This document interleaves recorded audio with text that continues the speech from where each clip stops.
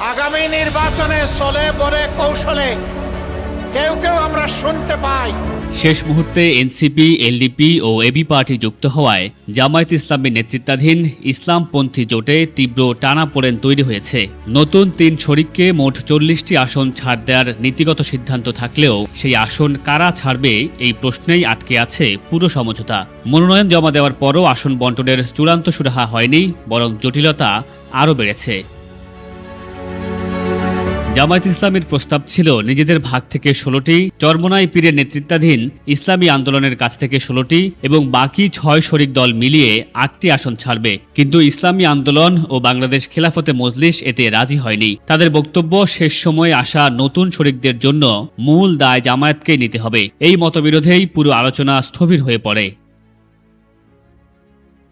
জোটের ভেতরের সূত্রগুলো জানায়, নীতিগতভাবে এনসিপিকে ৩০টি, এলডিপিকে ৭টি এবং এবি পার্টিকে ৩টি আসন দেওয়ার সিদ্ধান্ত হয়েছে। কিন্তু কোন দল তাদের ভাগ থেকে কতটি আসন ছাড়বে এই নিয়ে ঐক্যমত না হওয়ায় সমঝোতা এগোচ্ছে না। সময় যত যাচ্ছে বিরোধ তত গভীর হচ্ছে। এই সংকটের পেছনে রয়েছে জোট রাজনীতির দীর্ঘ ভাঙা গড়ার ইতিহাস।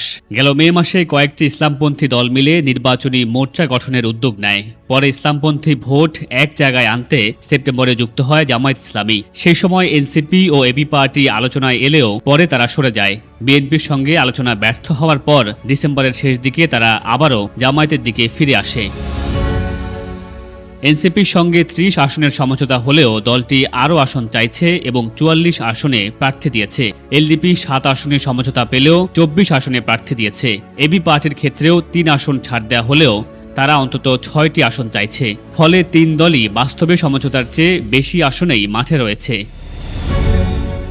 এই পুরো সমীকরণে বড় প্রশ্ন হয়ে দাঁড়িয়েছে জোটের দ্বিতীয় শক্তি কে। এনসিপির দাবি, তাদেরকে ইসলামী আন্দোলনের চেয়ে অন্তত একটি আসন বেশি দিতে হবে এবং দ্বিতীয় বৃহত্তম দল হিসেবে স্বীকৃতি দিতে হবে।